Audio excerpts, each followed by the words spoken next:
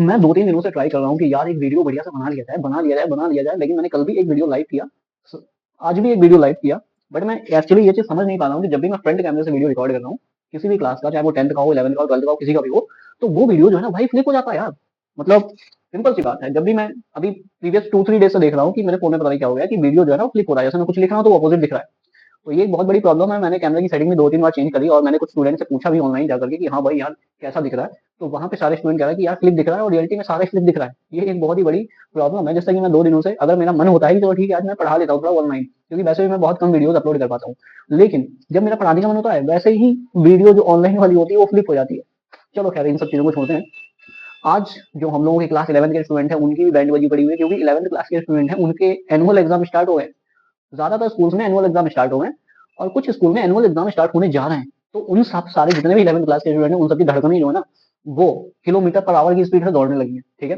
तो आज मैं उनके लिए chapter 1 some basic concept of chemistry, यानी कि some basic concept of chemistry के कौन-कौन से टॉपिक हम अगले वीडियो में शूट करने वाले हैं, चाहे मैं ऑनलाइन पढ़ाऊँ, मतलब चाहे मैं लाइव पढ़ाऊँ, चाहे मैं रिकॉर्ड करके करूँ, आपको कौन-कौन से टॉपिक पढ़ने हैं एग्ज़ाम के लिए इम्पोर्टेंट है भैया, मतलब किसी भी स्कूल से हैं आप, इवन सीबीएसई बोर्ड से हैं, यूपी बोर्ड से हैं या फिर आईसीएसई बोर्ड से हैं, the topic which are very important we have to find out the number of the topic which are very important for the exam. कौन कौन से हैं, तो चलिए हम वन बाय वन करके स्टार्ट करते हैं। और अगर आप पहली बार ही वीडियो देख रहे हैं, तो जितने भी स्टूडेंट हैं जो पहली बार इस चैनल पे विजिट किया, तो I am very requesting to you, please channel को सपोर्ट करें, चैनल के साथ में बने रहें, दोस्तों के साथ शेयर भी करें, सब्सक्राइब पहले कर दें। अगर सब्सक्राइब करके रखा हुआ है तो वीडियो को लाइक भी किया करो, बिकॉज ये सारी चीजें यूट्यूब बहुत मेंशन करता है, यानी यूट्यूब ये सब छोटी छोटी चीजें देख लेता है कि भाई लाइक कितने हैं, व्यूज कितने हैं, वॉच टाइम कितना है, हर एक स्टूडेंट कितने टाइम देख रहा है, ये सारी चीजें बहुत मतलब मेंशन की जाती हैं। सो हम लोगों को क्या है कि वॉच टाइम पूरा करना है।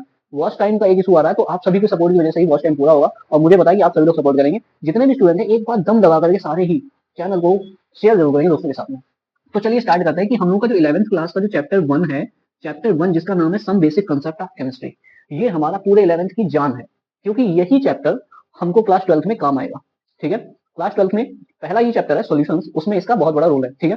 कौन कौन से टॉपिक हैं? सबसे पहले तो आपको क्या करना है कि जब भी आप some basic concept of chemistry पढ़ेंगे, तो उसमें सबसे पहले कुछ चीजें आती हैं, जैसे कि साइंटिफिक नोटेशन क्या होते हैं, जो छोटी छोटी चीजें होती हैं, साइंटिफिक नोटेशन हो गया, ठीक है?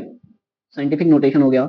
उसके बाद में जहाँ पे बहुत ज्यादा इंपॉर्टेंट चीजें होंगी, मैं बहुत ही इंपॉर्टेंट लिख दूंगा वहां पे, और अदरवाइज मैं सारे टॉपिक्स मेंशन कर रहा हूँ कौन कौन से टॉपिक्स आपको यहाँ पे पढ़ने हैं। साइंटिफिक नोटेशन पढ़ेंगे, और थोड़ा बहुत आपने फिजिक्स में पढ़ा होगा सिग्निफिकेंट फिगर, तो सिग्निफिकेंट फिगर आप फिजिक्स वाले ही पढ़ लोगे, सिग्निफिकेंट फिगर, ठीक है? सिग्निफिकेंट फिगर्स, ठीक है? और इस वीडियो को जो मैं बना रहा हूँ, इसमें जितने भी 11th क्लास के स्टूडेंट देखेंगे वो कमेंट बॉक्स में जाकर के कमेंट करेंगे 11th क्लास, ठीक है? जिससे कि मुझे भी पता चलेगा कि कितने स्टूडेंट जो हैं इस वीडियो तक पहुंचे हैं जो 11th क्लास के स्टूडेंट है। और उसके बाद में एक बहुत ही बेहतरीन वीडियो आपके लिए लेकर के आऊंगा, सीधे to the topic without any बकवास, हेलो हाय वाले, ठीक है? ओके।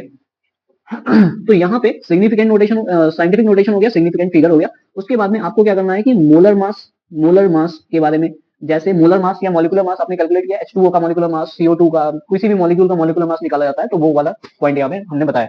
उसके बाद में आपको मोल्स पता होना चाहिए कैसे कैलकुलेट होते हैं। Moles can be calculated by the number of, I mean mass given by the molar mass, है ना? मोल्स कैसे निकालते हैं, उसका मतलब ये है, मतलब मोल्स का मतलब होता है given mass upon molar mass, या फिर given particle upon Avogadro number, या फिर volume given upon volume at STP. ये सारी ही चीजें क्या होती है, मोल्स होती है।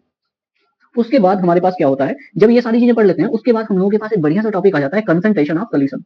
कंसंट्रेशन ऑफ सोल्यूशन जो होता है हम लोगों का, वो वेरी वेरी इंपॉर्टेंट है। कंसंट्रेशन ऑफ सोल्यूशन जो टॉपिक है ना हम लोगों का, वो बहुत ही ज्यादा इंपॉर्टेंट है, क्योंकि इसमें कौन कौन सी चीजें आती है, इसमें आती है मोलैरिटी, मोलैरिटी आपको इसी में पढ़नी है, इसी में आपको मोलैलिटी पढ़नी है, ठीक है? इसी में आपको मास परसेंटेज भी पढ़ना है, ठीक है? मास परसेंटेज, इसी में आपको मोल फ्रैक्शन भी पढ़ना है, ठीक है? तो ये सारी जो है ना, ये पूरा टॉपिक एक तरीके से जान है, क्या है, ज्ञान है। ज्ञान का तो मतलब आप समझ ही रहे होंगे, ज्ञान का मतलब होता है कि जिसके बिना कोई चीज अधूरी हो जाती है, ठीक है? तो जान है ये केमिस्ट्री की। तो हमें भाई इन टॉपिक्स पे बहुत ज्यादा ध्यान देना है, ठीक है? इसके बाद मैं आपको अभी और बता रहा हूँ, जस्ट 2-3 सेकेंड। हम लोग का इन्वर्टर डाउन हो गया, तो इसीलिए मैंने उसको ऑन किया है। हाँ, तो हम लोग क्या कह रहे हैं कि यहाँ पे ये सारे जो टॉपिक्स हैं वो भैया बहुत इंपॉर्टेंट है, इनको छोड़ने का मतलब ही नहीं बनता, सारे टॉपिक्स देखेंगे बढ़िया तरीके से। उसके बाद हम लोगों को क्या करना है, इतने टॉपिक जब हम पढ़ लेंगे, उसके बाद आगे कौन से टॉपिक बचेंगे, मोलाइटी। कुछ जगह पे कुछ स्टूडेंट्स हो सकता है नॉर्मेलिटी भी पढ़ लें, but normality is not so important, but these topics are very very important.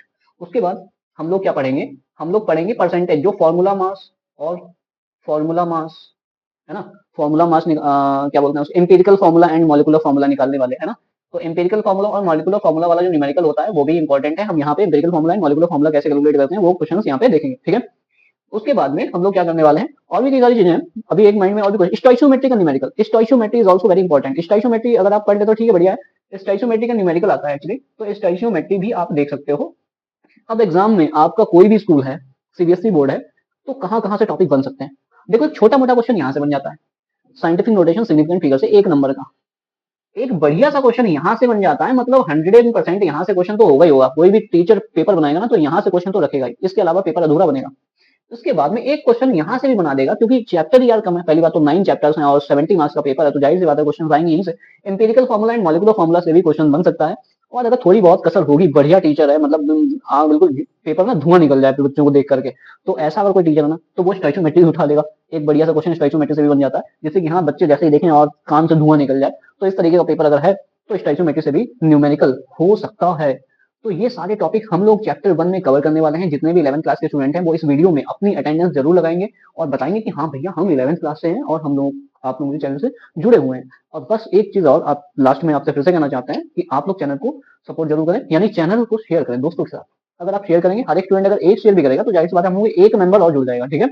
और हर एक मेंबर इंपॉर्टेंट है, हर एक फ्रेंड जरूरी होता है ना। तो इसीलिए हर एक मेंबर जरूरी होता है। Thank you so much for watching. हम लोग अब नेक्स्ट वीडियो में मिलेंगे चैप्टर 1 के टॉपिक्स के साथ में क्वेश्चंस के साथ में। Thank you so much.